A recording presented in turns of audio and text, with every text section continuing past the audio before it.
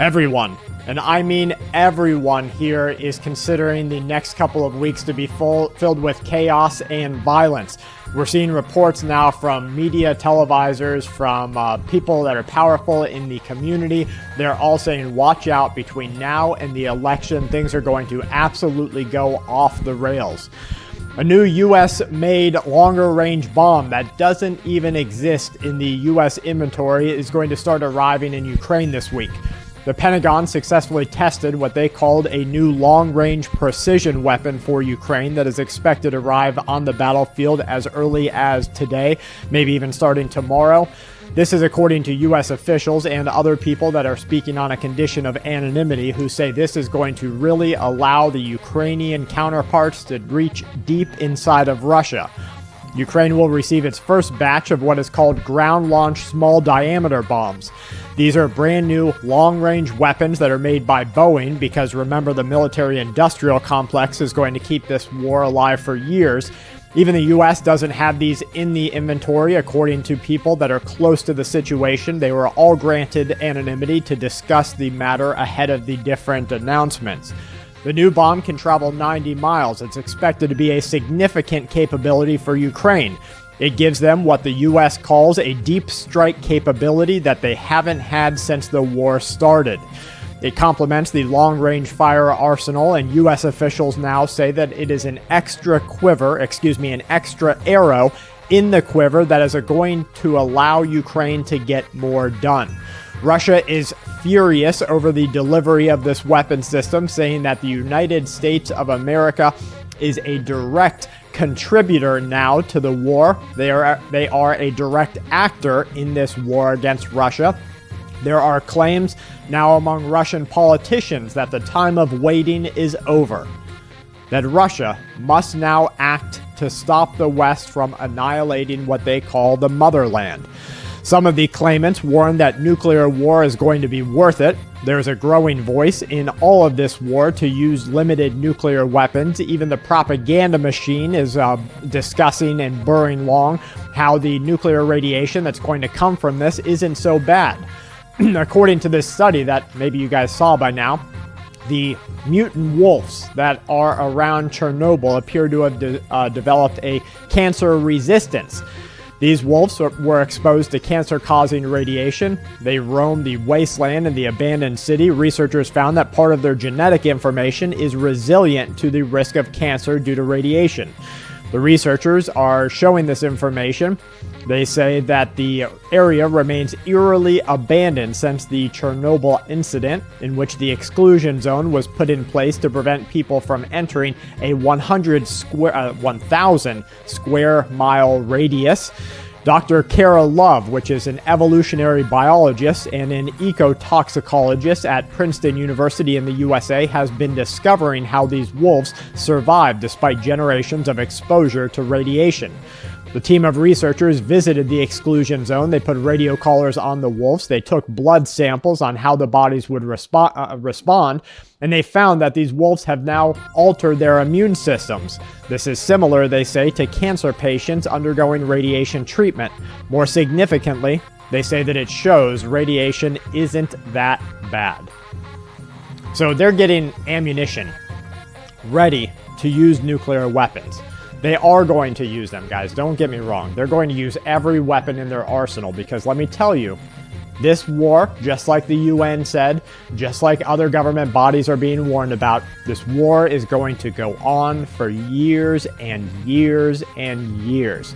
You're beginning to be tired of hearing about it. Wait until you start fighting it. Wait until the mothers lose their children. How tired will they be after they've lost generations to a war that we didn't even take part in, want, or start?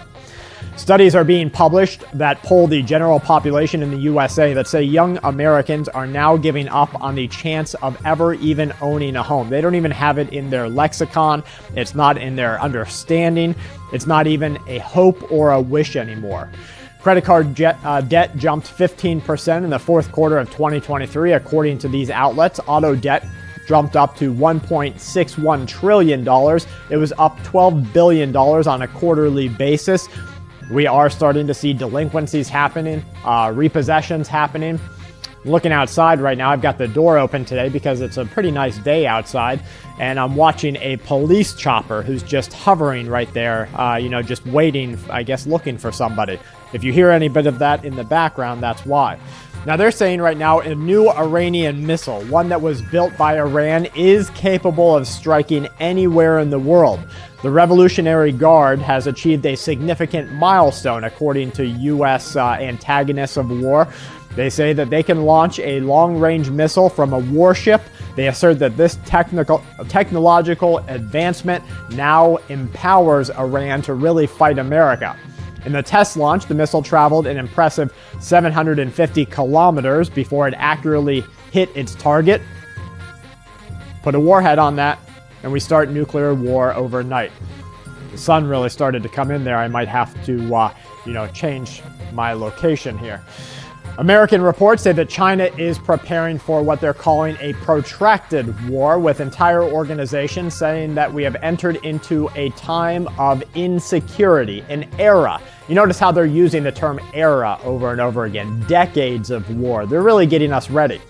Beijing has learned from the Ukrainian conflict recent moves by China to ease the return of reservists and veterans to their former units. They are now giving them military access to civilian infrastructure, and we see that China is preparing to fight a conflict in the Indo-Pacific. A senior fellow for the Chinese Security and Defense Policy at one of the organizations that tracks this information says that this change shows China is ready for this conflict not to be short, not to be quick or swift. They will have a victory only after a surprise attack in which they have acknowledged the potential for this conflict to be a war of attrition. So they're ready for decades, years of fighting. The report noted that the current military security situation heralds what is likely to be a more dangerous decade. That's Robert Wall, the editor of the report.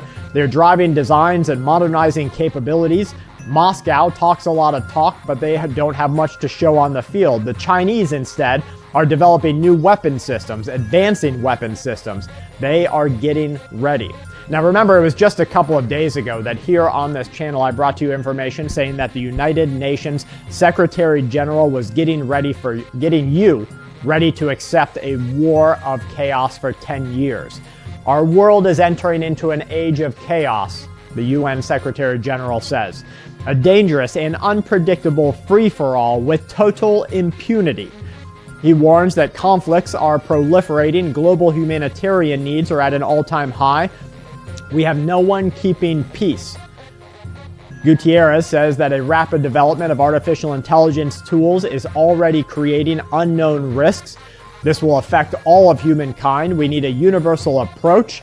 He says that the world must move fast, must be creative, and must work together to ensure adequate guardrails, ethical standards, and the promoting of developing nations.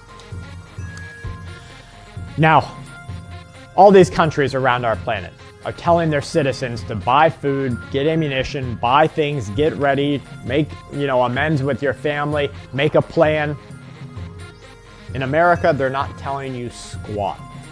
In fact, they're pulling new wool covers over your eyes. They've got the first one, and the first one started to dim out a little bit. And they're like, oh, well, you can kind of see through that. At least one of your eyes is seeing through the BS that they have given us. And so now they have to pull another one over and make sure that you really can't see anything. Well, let's peel those blinders back and see reality for what it really is. The U.S. President Biden has said that for as long as he is president, if Putin attacks a NATO ally, the United States will defend every inch of NATO territory. Senator Rubio has said that refugees in their 20s are getting more money from the U.S. government right now than retirees who have worked their entire life and paid taxes and what they can get from Social Security. The German Interior Minister has said that they want to trace political parties, political sides, like their version of Democrats and Republicans. They want to trace them and all of their financial planning and place that information into an artificial intelligence learning model to look out for what they call early recognition units that are able to detect disinformation and maybe violence. So if you don't agree with them, if you're not with them, you're against them. If you don't agree with what they say, then you must be an antagonist. You must be somebody against their vision. That is our new future. The West Virginia Attorney General has called on the Vice President of the United States, Kamala Harris, saying that she must invoke the 25th Amendment against President Biden. They claim the president is not physically able to perform the duties of the job of presidency.